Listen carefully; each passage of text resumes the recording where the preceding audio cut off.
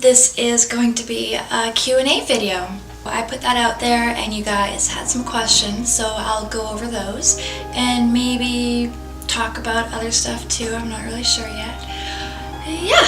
Eric on Patreon asked what my posing methods are. I actually have a pose book that I have, if I can't think of any, but I've tried to study what poses are flattering for certain situations or for garments and stuff like that. So you do have to do a bit of research for that. What also helps is having some reference photos on your phone. If you see a pose you liked, just put the photo on your phone or make a folder on your desktop and just keep track of which ones that you seem to be going towards. Otherwise, you can also make a pose book. You can purchase poses online and make a book out of them, and that way you can bring it to shoots and just look through it, and then after doing that a whole bunch, you'll just start to be able to think of what poses will work. So on Periscope, Alpha Wolf Photo says, do you ever use any diffusers to manipulate natural light? I sometimes do. I always bring a reflector if I need to fill in any shadows. It's like a big disc, and it actually doubles as a light diffuser as well if you take off the outer layer, and it just makes it look a lot softer. And that's pretty much all for anything to do with lighting manipulation. Right now I have all my lights set up for this video, but if I do shoot indoors, I tend to go upstairs in my living room where I have this big window and I just shoot in front of that where the natural light is, because I just love natural light, and so if it's there I prefer to use it. On Instagram, http.gross asks, what's your favorite mythical creature? Maybe a unicorn or a Pegasus. Oh, a Pegasus is beautiful. So maybe I'm gonna say Pegasus. That's a beautiful creature. On Facebook, Courtney Brooks asks, what inspires your work? And when you first started out, what was it like for you in the beginning? What was your biggest challenge? I guess the natural beauty that a lot of people have, and just me wanting to capture that is really what inspires it. I love people and faces, and I just want to capture that in a photograph, and I want people to know that they're beautiful, and I want to help them feel beautiful. And I also am inspired by nature and even things like movies, paintings, music can be inspiring. There's a lot that can inspire it, so basically any art form, I guess. And when I first started out, what was it like? It was kind of frustrating, I'll be honest. I was doing very simple stuff, of course, at first, and I would be very frustrated and very bored because I felt like I should be able to do more and make the image more interesting. And then I tried to start to be more creative, and that's when it became more interesting. What was your biggest challenge?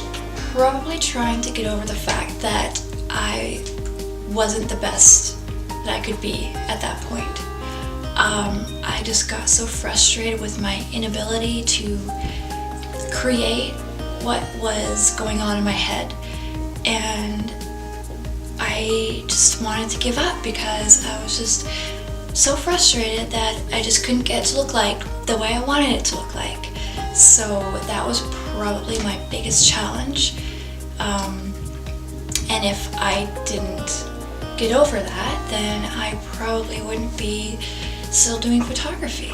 On Patreon, Shinohara445 asks, what kind of camera do you use? And what advice can you give for aspiring photographers? I use a Canon 5D Mark II. It's a little outdated now, but it still works for what I need it for. As for lenses, I use 85mm prime, and I use a 70-200 2.8, and my 85mm prime is a 1.8. So those are basically the only lenses that I use, except for my 50mm that I'm using for a video right now. But I don't really use that one very often normally.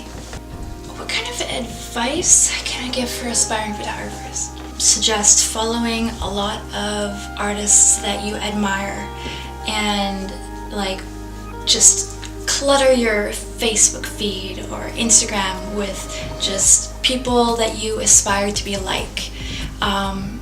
And that way you can consistently see their work, be wowed by it, be inspired by it, and hopefully that motivates you to do better as well. Another good thing would be to be a part of Facebook groups or Flickr groups or whatever where you can ask for a critique, because you're not going to grow if you don't know where you're going wrong or what you can improve on. And you need to be able to take that critique and not be offended by it. On Twitter, Patrick Allen asks, all-time favorite show to watch? I don't know if I have one favorite show. I like a lot of shows. At the moment, Game of Thrones and Walking Dead. Rhett and Link on YouTube. I loved Lost. Dexter was awesome. I also love anime, a lot of Studio Ghibli films. On Facebook, Jen Wright asks, how do you come up with your amazing creative ideas for your shoots and costumes? And where do you get most of your amazing wigs? The wigs, that's an easy one. I usually get them off of AliExpress. As for coming up with ideas, that one, I follow a lot of inspiring photographers, and I guess because I've been doing it for a while, it just kind of comes to mind. If I see something like a garment by Village, I might think of a shoot that'll just go well with it perfectly. I might just see like a pair of shoes and I'll be like, oh wow, that could like make a beautiful princess or something like that.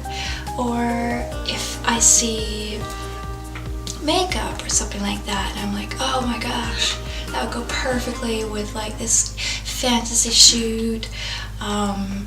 Even like just colors can be inspiring for a photo shoot. You might think of something just by seeing a certain color combination. Yeah, there's a lot of things. I guess maybe you have to train yourself to think a little bit more creatively, but it certainly didn't come as easy in the beginning, but I think because I've been doing it a while now, it does come a little bit easier.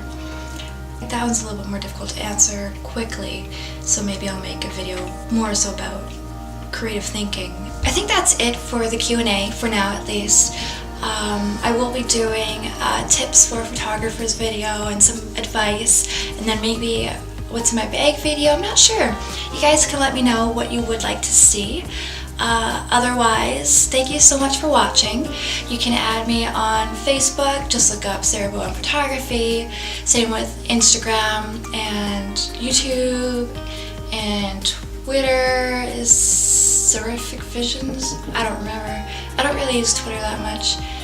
And if you want to, you can join my Patreon as well, and then you'll have access to some extra stuff, and you'll see all my feed, including before and afters of some of my photos, and you'll get pre-released images and content, and it just helps me out too. Otherwise, thank you so much for watching. Bye-bye.